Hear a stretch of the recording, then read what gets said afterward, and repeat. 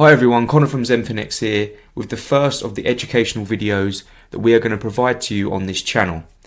I'm going to be giving a simple lesson on one of the most common forms of technical analysis in trading, and that is trend lines.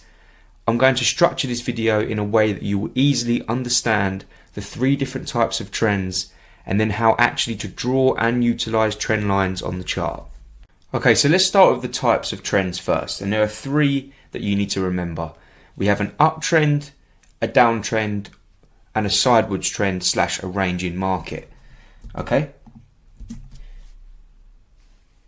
In an uptrend, the direction of the market is up, price is going up. People also call this bullish pricing.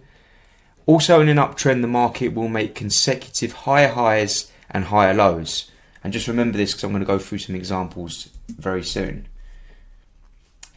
In a downtrend, the direction of the market is down and the market will make lower highs and lower lows. People also say that price is bearish. And in a sideways trend or also a ranging market, the direction of the market is sideways, price is neutral. The market will bounce between the same highs and lows, giving a consistent support and resistance level. So they are the definitions really of each type of trend. Let's take a look at some drawings to really highlight this, and we can actually prove an uptrend, a downtrend, or a ranging market. Okay, so look at some examples now. So an uptrend may look something like this, and the first thing that you want to do is mark your higher highs and higher lows, as I mentioned in the PowerPoint just now. And as you can see, from where price started here, we made a high, we came back and made a higher low, higher high, higher low, and you get the gist. This happens all the way in the trend. Draw that one properly. Higher highs, higher lows. So there are our higher highs and higher lows, and that's the definition really of an uptrend. A downtrend may look something like this. So as before, the direction isn't just down, it tends to trend on its way down, and in a downtrend the market makes lower highs and lower lows. So just like we did before, price opened up around here, it made a high but then made a lower low, come up and made a lower high. You can see that the market sometimes doesn't just automatically go to a lower low. That's why I've got this bit of price action in here that you will see. You can see we made this mini structure in here, but then eventually came down and made another lower high, higher low from this general trend here, lower low, lower high, and we trended all the way down before finally making a lower high here at the end of the trend. That's the definition of a downtrend. And if we have a look at a ranging market, which is nice and simple, what you want to do is highlight the equal highs and highlight the equal lows. So you can see here, in general, the price has just gone nowhere. You can see price opened up, let's say around here. We made a high, but then came and made an equal low. We had this mini structure in here that you'll see. But as a whole, we're just bouncing in between these levels, and I've marked them there. As a whole, price pretty neutral, didn't really move too much. So that's what how you'll define a ranging market. And now you're probably thinking, well, okay, how do we actually draw a trend line and how do we utilize them? Well, there's some simple rules to follow, and I'll start with these drawings first. For a uptrend, what you want to do is you want to connect all of the major lows, or troughs as they're known, and draw a line from there. It's as simple as that. So you can see I've already marked on my higher lows, which is what we want to mark on an uptrend. And you can see that as a whole, if I draw a trend line connecting the major lows, you can see I haven't captured all of them, but I've got 1, 2, 3, 4, 5, and you need at least 2 in there, as you want to show that it's a level of support in your trading. As you can see, when price run down to this level, this trend line, it bounced off and made a higher high, and you can see all the way around that this is the case. So that's how you draw your trend line for an uptrend. And just remember that we do have these mini structures in here as well, but as I said, you want to connect your major troughs or major lows. For a downtrend, similar story, just flipped around. We can see that we've got our lower highs. They're the ones that we want to focus on. They're the ones we want to draw our trend line from. And you can see if I drew the trend line down now, you can see that I'm connecting most of the major highs in it, most of the lower highs, and you want to show them as a show of resistance.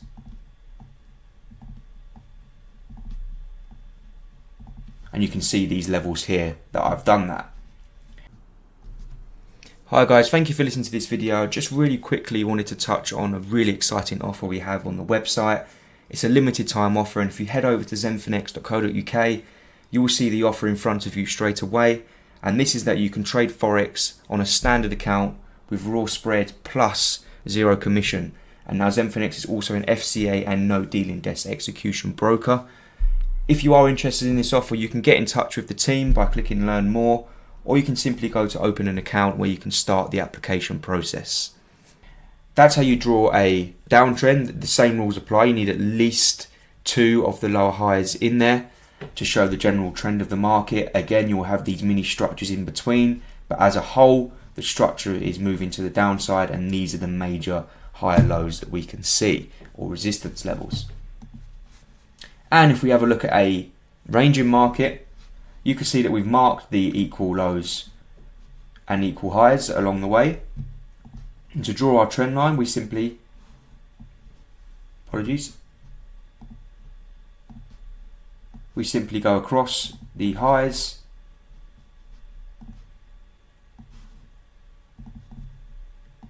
and across the lows like this. Again, we'll have this mini structure in here, but as a whole, you'll see that the price is just neutral, and how people use them really is maybe using these levels as support at the bottom of the range, and using these levels as resistance levels at the top of the range. So that's how you draw them, just on an example where I've drawn out the price at the moment, but we can have a look at some real life examples now as well. Okay, so let's take a look at some real life examples now on an actual chart. It doesn't really matter what the pair is, but I've just got some for you, and it's good to go back in time and see how it changes as well, because people do use trend lines to show a change in trend. Now, as you can see, I'm on GBP USD. Price has generally gone from point A down here up to point B. We can see that. We can see the market has trended to the upside. Okay, so where would you draw your trend line in from here? What I'd mark, if you can get at least 2 in, then you've got a trend line. The more lower highs you get in an uptrended trend line, then the more reliable your trend line becomes. So as you can see, roughly here I've got a series of lower highs on my trend line that have acted as support, maybe even here, another touch here, around here as well. That's where I draw my trend line for this market. 1, 2, 3, 4, 5, 6 levels of support, and as you can see at the moment, where price is as it stands, we did have actually looked to break this trend line. So what people sometimes do is they use this as a selling opportunity. So people might sell the market from the retest of the trend line with the stop loss at the recent high, and aim for one of the lower highs potentially. That's how some people use trend lines to actually trade as well. I'm on gold now, and as you can see, its price has gone from point A down to point B somewhere. Where is this trend line come from? Where can we draw one? So we've got the general high here, and we can go through and we can touch potentially 3 or 4 different trend lines or different highs as we go down, because we're on a downtrend, so we want to draw the trend line from the lower highest perspective. And you can see that as a whole, this trend line has acted as a resistance level through here. We did have kind of had this break, but we did finally create this lower low down here around 1670. But you'll probably notice that price actually went and snapped and traded above the trend line. People may have used this as a sign that we need to buy the market, Potentially would have waited for the retest, which came around here, had our stop loss at the low and waited for the market to change trend, which it did do, and actually reached around a 7R, 7 risk reward trade. That's it for a downtrend. For a ranging market, you can see the price will look something a bit like this, really. A bit messy, not really much going on. So again, you want to mark it from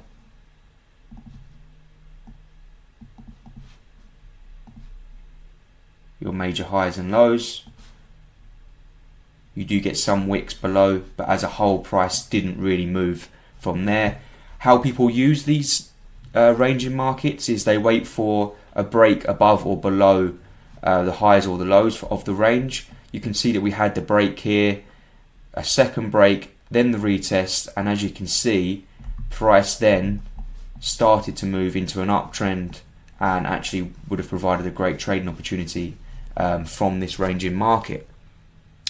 So that is all for trend lines, guys. I hope I've explained what the different types of trend are, how to define them, and finally how to draw trend lines on the chart and how you can actually trade using trend lines. If you could please subscribe to this channel, that would be great. It helps boost the channel.